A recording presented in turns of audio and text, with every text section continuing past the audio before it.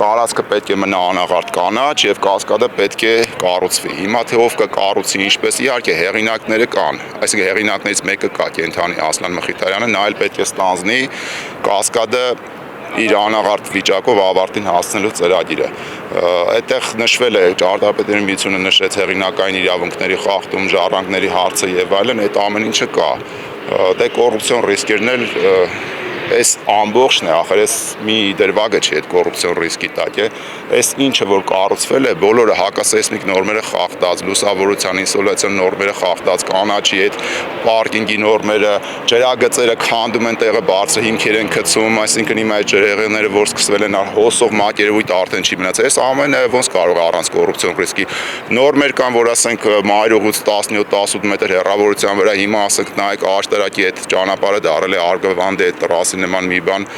խիտ այդպես լցված խառնիչ աղանջ կառուցապատումները, այդ ամբողջը իհարկե կոռուպցիոն ռիսկերով է։